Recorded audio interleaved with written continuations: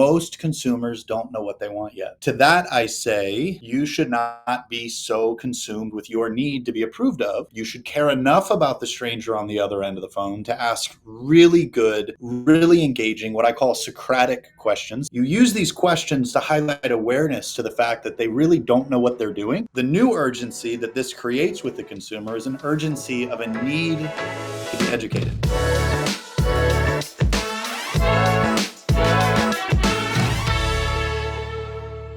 Hey guys, welcome back to the Certain Success podcast. And today I have an interview for you with author Barry Jenkins, who wrote a book called Too Nice for Sales.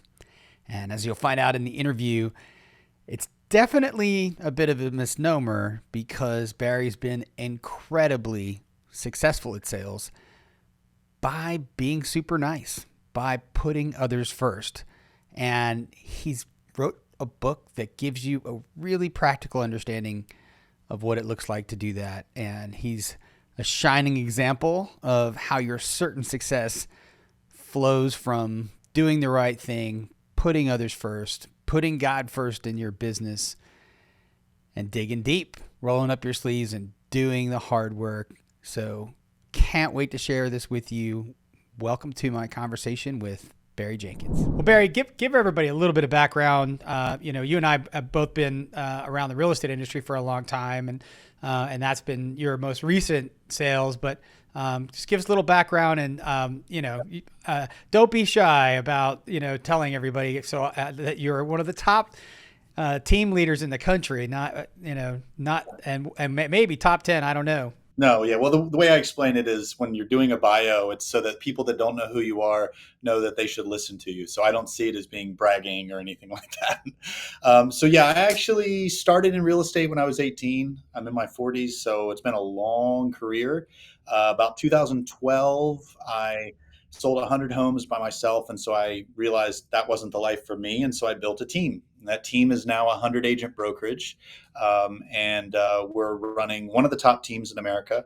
And around 2017, an upcoming digital marketing firm / lead gen / you name it, company called Ylopo, got my attention, and I became heavily vested in the future of their success. And I'll just put it that way.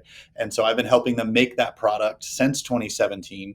In the process of making that product with Jufeng Ji and the whole team over there, Howard Tager and the rest of them, I ended up learning that a lot about how I was running my business and how I was converting leads, which is what actually caught the team at Ylopo's eye originally, was a little bit different. And so I turned it into a book and self-published it. As I say in the book, I didn't learn what a noun was until I was in my 20s. But now for 2 years, it's remained an Amazon bestseller in 3 different categories.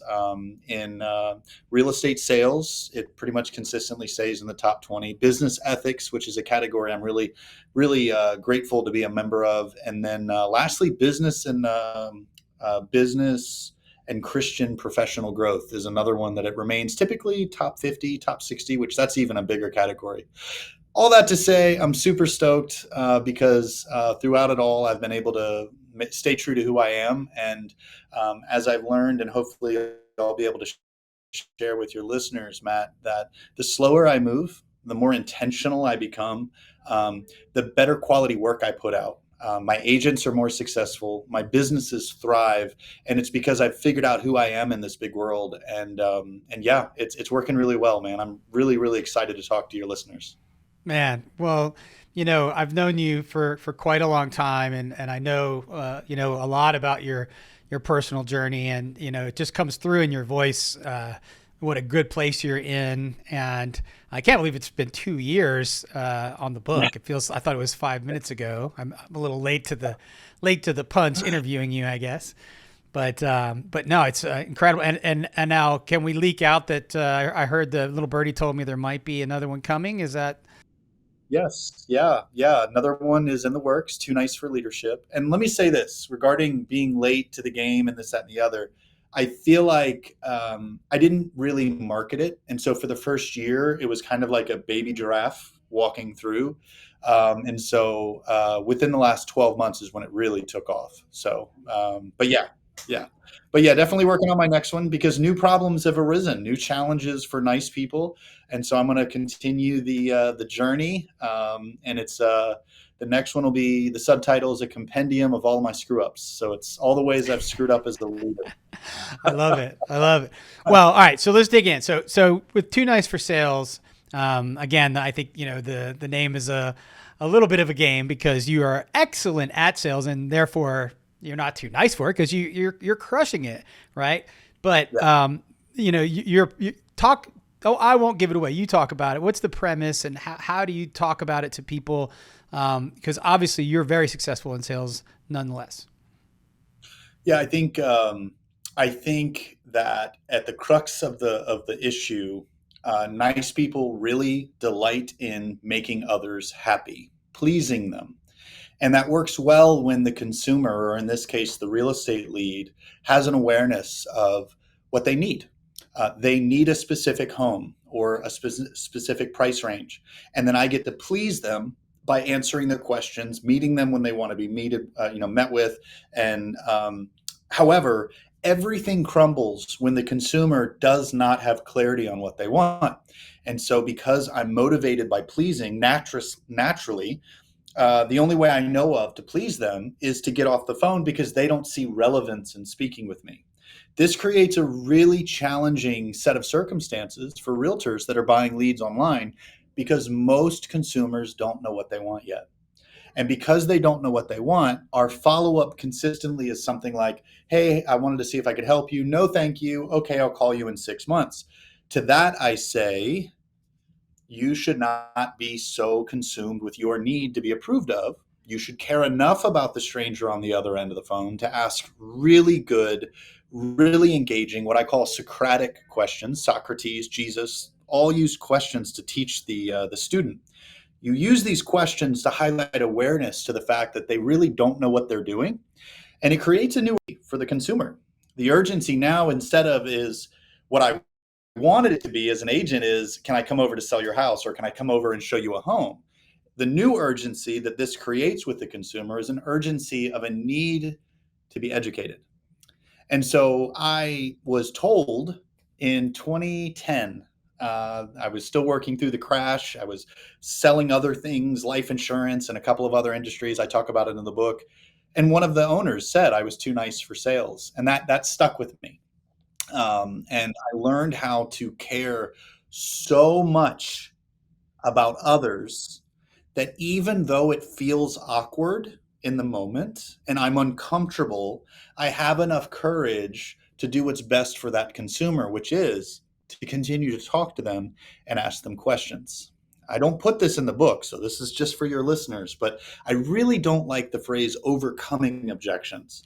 I understand what student or what teachers are trying to teach when they say overcome objections, but from my vantage point as someone who's too nice, I really want to seek to understand objections. Why do they believe what they believe? Why are they saying what's coming out of their mouth right now? And how can I add value in this moment on this call to bring awareness to what it is they need to make the single, what is likely the largest financial transaction of their life?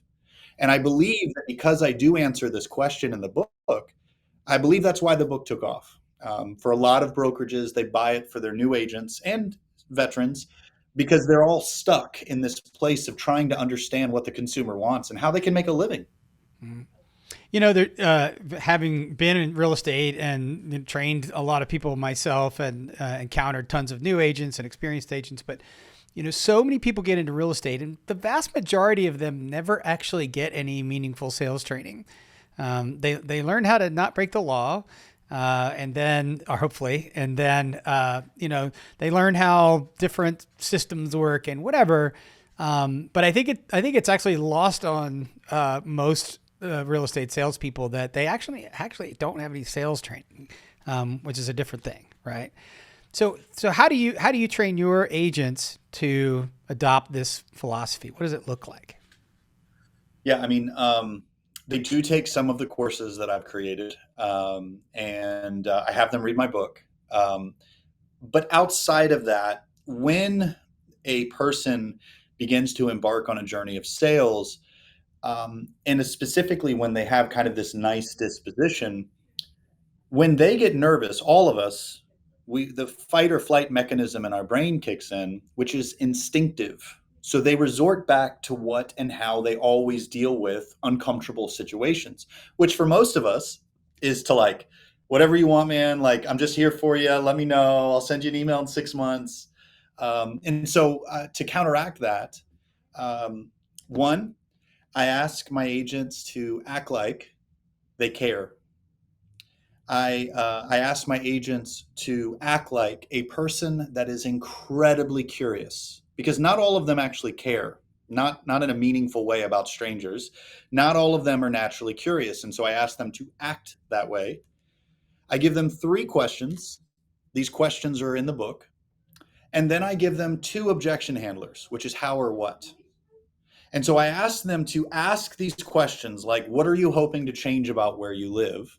Instead of saying, what kind of home do you want? Right? Because I'm getting them to engage the consumer. And then when the consumer is answering these questions, the agent is able to connect with the person. So if they say they want a yard, I get to say why, not really, but in a way and I get to learn more about what this person does in their free time with their family. It's intensely personal. And this is a lot better than this kind of, I call it fake friends that a lot of salespeople do. Like, oh, so you from the area? Oh, where do you shop for your groceries? Me too. Oh my gosh. Like, it's this really lame. And we wonder why they don't answer the phone, the leads anymore. And it's because they don't want to talk to fake friends. But when I'm able to relate to them on a meaningful level, it means something. So they use these questions. And so in my training, I teach my agents to use these questions. And then when the person says why they aren't a good lead, we call those objections. So, for example, I'm waiting a year. Instead of just accepting that statement on face value and being, quote, too nice, I want you to face the discomfort of being afraid in the moment. And I want you to care enough and be curious enough about why they think they're waiting a year. And I just want you to say, how did you decide you're waiting a year? That's it. How or what? And for most consumers, they don't know how they decided on a year. And this is the moment that you've created ignorance or fear, not created, but brought awareness to their ignorance or fear or confusion. And that's that new urgency I referenced in the beginning of our talk. Because now I'm able to say to them, you sound like my other clients that needed a lot of direction. We should meet at my office sometime. I'm available next week. When's good for you? And consistently, Matt, what we found is agents that are willing, veteran and rookie agents that are willing to just do this, even though they're uncomfortable, but use these questions, use these objection handlers, fight the fear, and just do it anyway. It is not unusual for me anymore. It is a science. When they do this in this way, consistently, they find humans that don't know what they want or when they're ready, and they meet with my agents. My agents fill in the gaps of what the person understands as far as preparedness and awareness of financial needs, credit, all those things. And without pushing anybody, we shrink what would have been a 9 to 12 month nurture, which is typical for a lead from Google, into 90 days consistently. And it's because we're making it easy for them by solving their problems. It's the difference between a waiter or a waitress saying, how can I help you? And a doctor or a physician that asks really good, pointed questions that gets to the heart of the issue so they can then give advice on what the next steps are. I love that metaphor. You know, you talked about that in the book, the comparison of, you know, being just a waiter or a waitress, which, and you said, hey, I grew up in that environment and it's a totally noble task. But doctors get paid more, and they get paid, among other things, for saying, you know, asking really great questions to get to the answer, to provide the diagnosis. Waiters don't provide the diagnosis; they just provide the dinner that you've specifically asked for. So love that, love all of that for sure. You know, and I think one of the big things that happens in any kind of meaningful sales training is you learn that people are quick to run from discomfort. So if you're focusing on, hey, what is it that you don't like about your current house? It's just such an easy conversation because everybody knows the answer to that. Well, in future tense, relies on certainty. it relies on awareness. So what do you want in the future? I remember the first time somebody asked me what my 5-year plan was. I'm like, I don't know. I haven't thought about it. Right.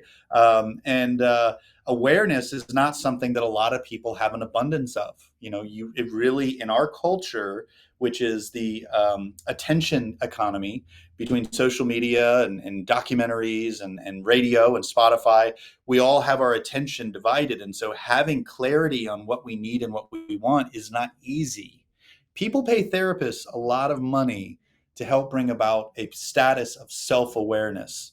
And as a realtor, we have the ability to be a part of their journey, which for most people, the buying and the selling of a home is one of the most emotional processes that they've undergone, because it's where you feel safe at night. It's more money than they've ever spent in their life. And so we have the ability to be that sounding board for the consumer. What's great about this is there's a lot of the big companies. I don't hate them. I wish I would have thought of the idea. Zillow, Realtor.com, the list is very long. They've been able to carve out an experience where the realtor doesn't have to do anything that I just said. Because in most instances, the realtor is saying, you wanted to see 123 Smith Street. How can I help you? When do you want to see it? And those are great, but they're very expensive, because Zillow and Realtor.com and the other companies similar to it realize they've created a specific type of opportunity for their customers, the realtors that are buying leads.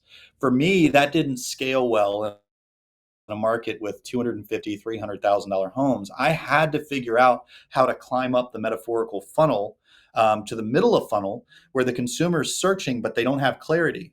If I couldn't crack that code, I would not have been able to scale my business. In 2016, a Zillow lead, I don't know, it was like $400 or $500. This is before the referral programs.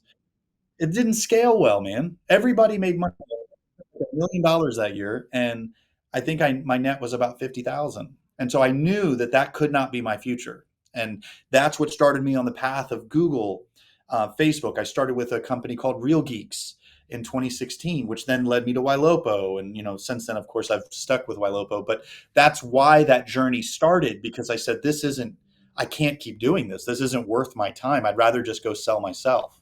Hmm. Well, Barry, you're obviously in the real estate business, and I've spent a good bit of my career in that space. But really, your book and these ideas are applicable to any industry. One of the things that you talked a lot about in your book is the idea of active listening and making the customer feel understood. Talk about that a little bit. And again, I think this works for any kind of sales. It really does. I use real estate as the example. I pull from a couple of different industries to try to share my journey. But active listening is it's really a life skill. One of the ways that we show empathy is when someone's sharing their story with us, we repeat back to them what we think we heard them say. That actually is a way to show empathy, because the person on the other end of the phone or on the other side of the conversation says to themselves, this person heard me. It makes them feel understood. And see, when we're trying to learn something new, which is the whole shtick that I just went over, is trying to get the consumer to understand that they need to be educated. But if they're nervous and they feel like they're dealing with a salesperson, they're going to push us away. They're not going to be in a disposition of education. They're going to be on defense. And so you really have to help the person relax. And one of the ways we do that is by making them feel understood. And so one thing that I teach my agents is don't use the phrase, it's not wrong, but, oh, I hear you, right? Because that could just be considered dismissive. When they tell you why they're not ready, or why they're not ready to buy your widget, try to compliment their reasoning. I don't want to buy it because I'm saving money. I'm so glad to hear that you're trying to save money. Candidly, there's not enough people that are saving money, and I just want to take a moment and tell you I think that's fantastic. So by complimenting their reasoning of not being a good prospect for you, it, one, makes them feel heard. It's also very disarming.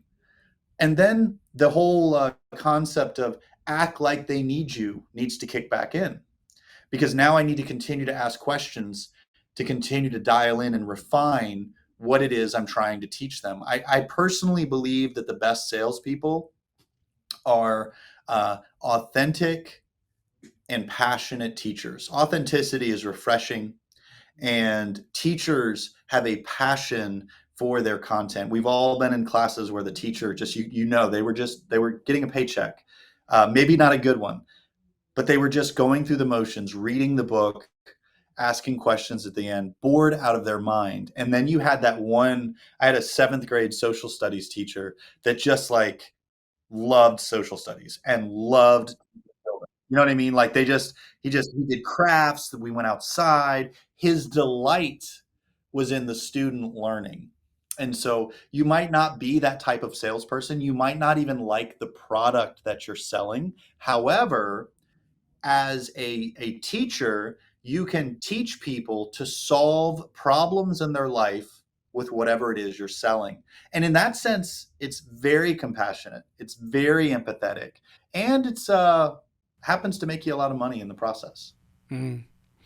Well, it is just a sensible sales skill to get that kind of active listening and pay attention, which it leads to an ability to create sales, right? It's not forced. There's nothing, contrived about it. You had another great metaphor in your book, example, I guess, where the car buying process. Tell us a little bit about, the different kinds of car guys, because I think that, highlights it so well. Yeah, I was looking for a car, and found the same type car in two different dealerships. Um, the one was super respectful of the fact that I had just had a life event, that there was, I think in the book, a family member was ill, and the person was so kind. They said, oh my gosh, I'm so sorry. I don't want to push you. The last thing you need to do is to be sold anything. So why don't I call you next week? Or I forgot exactly the timing.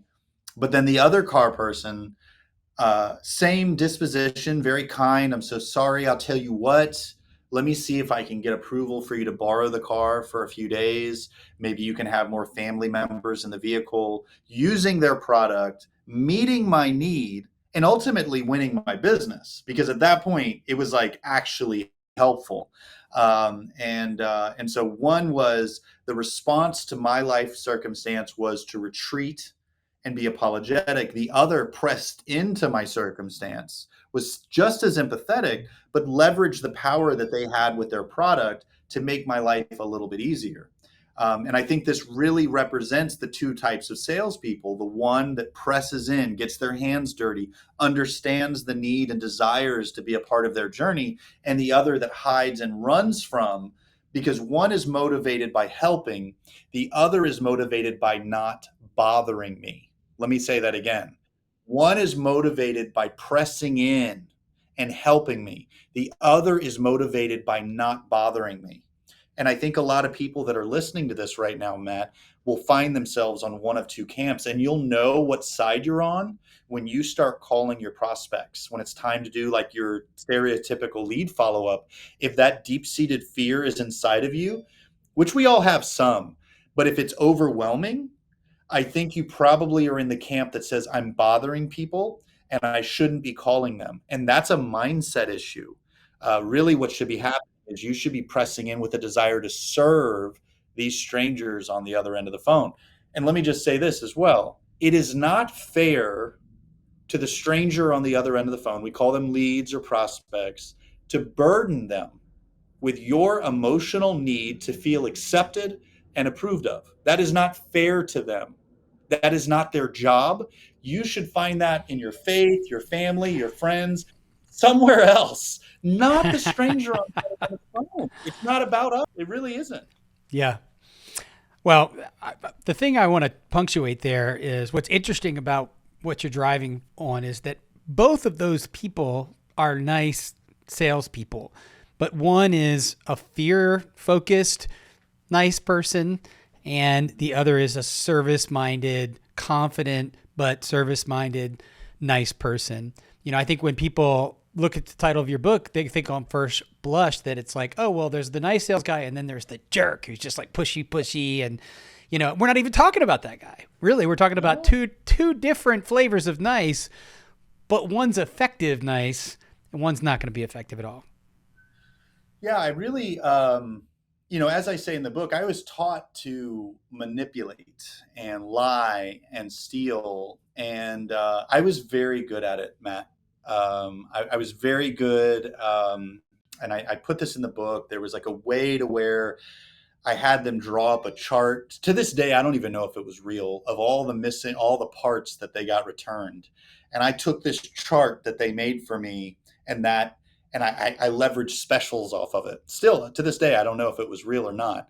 And I didn't like how I felt, but I also did not sense I didn't feel any more righteous or good for being poor either. I didn't feel any better about myself having bill collectors call me saying, "Where's my money?" And so these two parallel universes, being the number one salesperson in my organization when the market crashed, or being broke. And I decided that there has to be a way to do it the right way and be the best. And I figured it out. Man, incredible.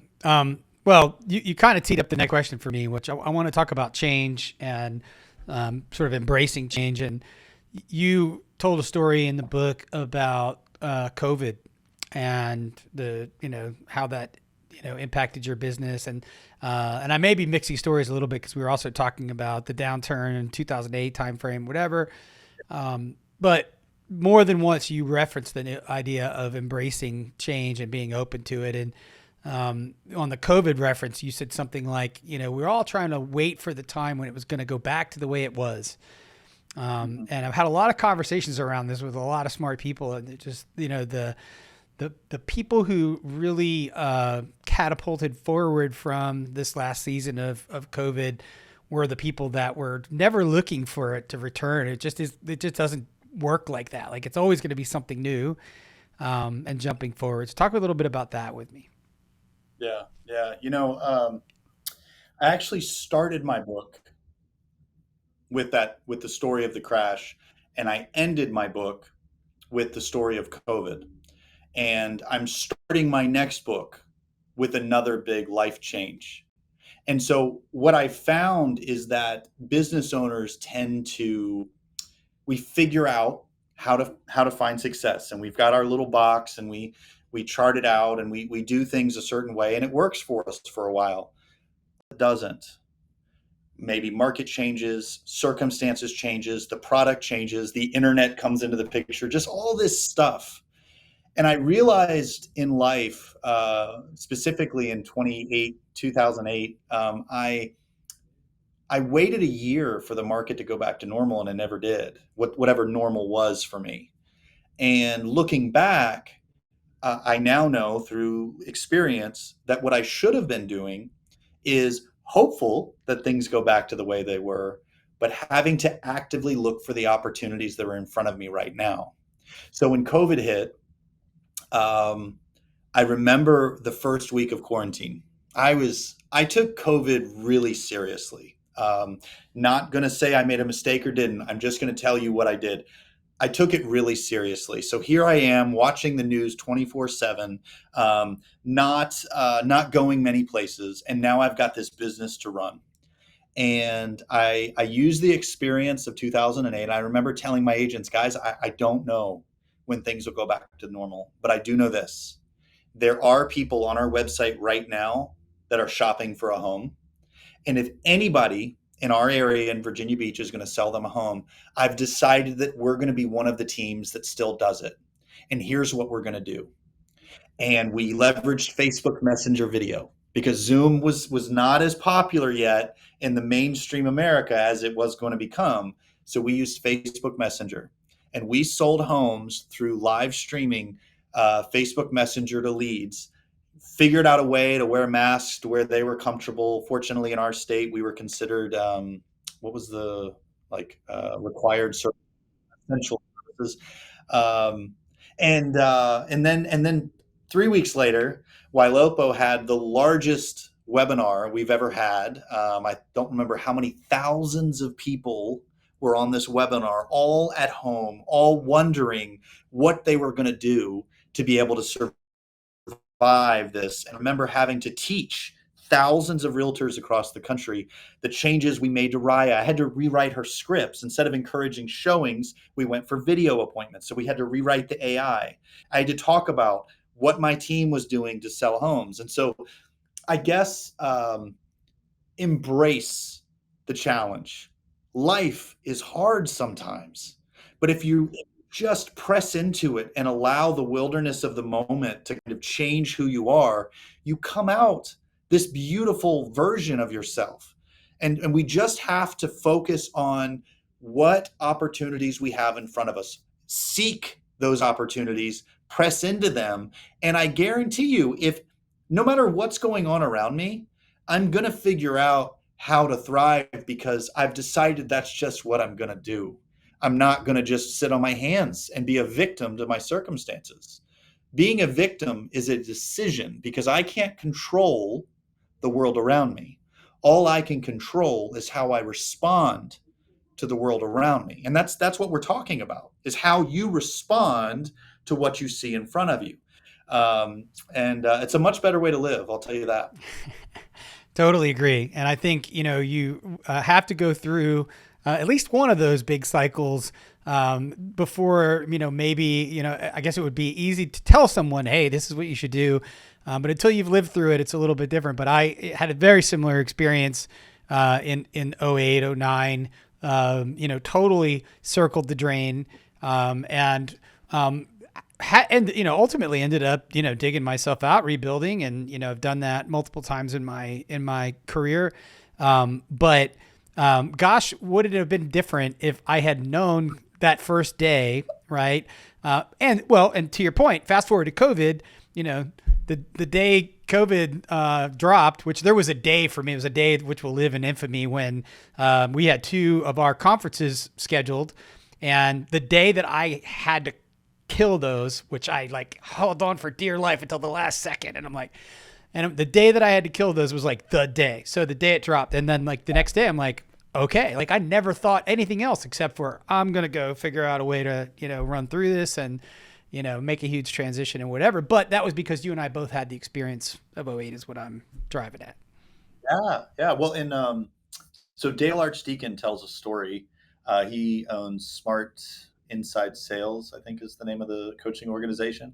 So in 2008, 2009, I was waiting I would take any listing. If they were breathing and they wanted to list their house, that's what I always did because homes always sold right away. And they told me what they wanted to sell it for, and I didn't really give them a lot of gripe over it. Nothing sold because values overnight in 2008 from 200,000 to 150. Dale was having the difficult conversations in with Prime. Look, I hear you. You want to sell your home for 200. It's now worth 50. Do you have $50,000 to make up that deficiency? And about 60, 70% of the time they said no, but 30% of the time they said yes. So while I'm striking out, literally spending money, putting signs in the yard, not having anything move, Dale figured out how to still sell homes. Not as many, but at least he was selling something. For me, on the other hand, I didn't adapt. I didn't see the opportunity. I wasn't having the difficult conversations with the consumer. I was just pleasing, making them happy, trying to serve them by putting a smile on their face, when ultimately I was doing a disservice by not having that difficult conversation up front. Man, experience in life and sales is nothing you can really do to replace it. I want to talk a little bit about, you've talked a little bit about Wailopo and AI, and you mentioned Braya, which is, the name that you guys have given to that tool. But you and the team at Wailopo were, I guess AI has been around for a while, but it certainly has exploded as a buzzword in the entire planet in the last 6 months. Yeah. But it's been years now that Wailopo's been out in front with that. So can you talk a little bit about the AI experience at Wailopo and your perspective on how it is in the world now. Yeah, it has exploded. I think it's fantastic. I don't think that, I think what AI will do a really great job of consistently in its current iteration is augmenting professionals. So if you're an engineer programming, you'll probably be able to do programming languages by like increase your productivity by 25% because it's going to write the code for you and then you're going to audit it to make sure that it's good code. Copywriters are able to take an idea, seed thought, maybe they write an outline. AI is going to help write that. What we've been able to do since we rolled out Raya in 2019, and at the time, it was revolutionary because we took website behavior, like homes that they were saving, and injected their behavior into what our AI was saying. So, for example, hey, here's a link to 123 Smith Street. Looks like you were checking out a few in the neighborhood. Let me know if you want to see the inside of it. At the time, it was revolutionary. To my knowledge, still, no one to this day has been able to take those two worlds and merge them. But since that time, AI and its ability to understand language has grown profusely to where now when Raya is talking to someone and she has a certain percentage of evidence or a lack thereof as to what the consumer is saying, she'll bring in Chat GPT. And Chat GPT is wordy. But I saw one conversation where the person said, I just lost a family member. I think I'm going to be putting my search on hold. And Raya, I'm so sorry. It must be so hard to be going through a life change and buying a new home and losing a family member the way that you have. We want to be here for you without pushing you. Is there a better way for us to serve you during this transition? Something like that, to where it was very empathetic. It was candidly quite impressive. And we actually are the only that I'm aware of in the real estate space that's actually built our own AI. Like we have our own machine learning experts, our own technology, and it's not just slotting if then, it's actually true AI because we've been doing it for a lot longer. And the reason why I'm bringing that up is it's now rolling into video. I don't think that it'll bother. I don't think I'll get in trouble for bringing it up. But basically, what we're working on right now I hesitate to use the phrase because it has a negative connotation. But you've seen like deep fakes where videos that look like the person but they're not really the person. Um, yeah, so we're working on that. So imagine a lead saves a home and it's 123 Smith Street, and a video of me comes in and says, hey, this is Barry. I saw you were looking at 123 Smith Street. Love to show it to you. Let me know when you have a moment. Like that technology, we have that technology now. We're perfecting it because it has to be perfect. But that'll be the next like mind-numbingly amazing thing. What we found when we do something revolutionary like this, it typically takes 2 to 2.5 years for the rest of the industry to kind of come up with something similar, and typically 4 to 5 years ahead of what the consumer understands is possible. So in 2016, you could send a text message to a lead, an auto text. They didn't know that it was a robot. Now they know that robots send text messages. Video, the average consumer is not going to be aware that a video could go out. So that atmosphere of innovation, it just never stops. Mm-hmm. And I'm really grateful to be a part of that story. I want to expand on that just a little bit because I'm not sure that everybody is going to fully follow what you just said. So what you're describing is a little Max Headroom kind of vibe. Where there's going to be a video of Barry, but it's not really Barry. It's AI taking a bunch of established recorded video of Barry and creating a message, replicating Barry and presenting that message, and it's going to look a lot like Barry. And there's really not any Max Headroom to it. That technology has moved to a place where it's pretty good and a little scary. It's a can of worms that we won't go into today, but I'm a little bit concerned about, we're crossing a line where you're going to have to, unless you were standing in the person's personal space, hearing that person say what they said, you're going to have to be a little concerned about whether it was true or not. Yeah, no, look, there's no doubt there's new challenges on the horizon for all of us when it comes to robots. I think it's something that I will say I'm not like worried about our industry being replaced, but I do think that most industries agree that the only people that are going to be replaced are the people that don't embrace some form of AI in their business. This is not just in real estate. This is just generally because, um, it's almost like having mechanical legs in a way. I'm going to be able to just run faster than you.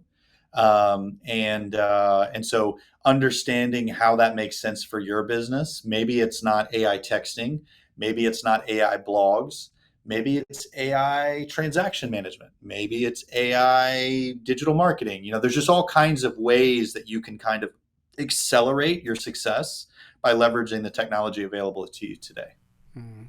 Man, Barry, this has been an incredible conversation. I want to wrap it by asking you a little bit more about faith, because you opened and closed your book with a faith conversation, which you and I have gone deep on. But talk a little bit about that. How did it lead to the book?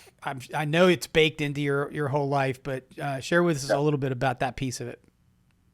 Yeah, it's similar to, I don't know if you can see it in the camera, but if you look at my left arm, it's just covered in like, this isn't a marker. These are tattoos that are very meaningful for me, and they represent my faith. And I after I wrote the book, and I added it because when I had people beta read the book, one of the questions that kept coming up was, you talk about this tension in this moment where you found success, but you didn't like the way it made you feel. Why did you feel this sense of morality? Where did it come from? And so then I started to expand on that. And what I've had people say to me from other faiths, so I happen to be a Christian, and so people from other religions, Hinduism, Judaism, atheism, they've come to me and they actually appreciated me putting those things in my book, because they said that they were able to read about why someone like me believes the way that I do without needing you to buy into my faith. So I allowed people to see who I am and share my journey of faith and struggle without me needing the validation of people agreeing with me. Like, if you turn the next page, you're going to have to. It For me, it wasn't about that. It was an authentic. This really is who I am. It's what I believe. And I pastored a church for 10 years. Uh, my real estate business supported my ministry. I left that ministry honorably, but for me, it really is just who I am. And that's why I ended up getting all these crazy tattoos, because I said, this is just, it's a part of my journey. It's who I am. And I'm very proud of it. And what I believe to be is the best possible way. So I don't even remember if I answered your question, but yeah. Yeah, you absolutely did. I wanted to touch that point. I didn't want to leave our conversation without touching it, of course. But I like the way you handled it, because it was very upfront and clear at the beginning and a little bit baked in throughout the book. But then at the end of the book, you went deep on it, and you even called that an appendix to say, hey, if you want this piece, here it is. And I thought that was an interesting way to handle it. So kudos to you on that, and congratulations on the book. And so guys, if you're catching this, definitely get online, get a copy of Barry's book, Too Nice for Sales. It's one of the best I've read. Barry, appreciate you, man. And I hope you'll come back here and join us real soon. Absolutely. Anytime. Let me know.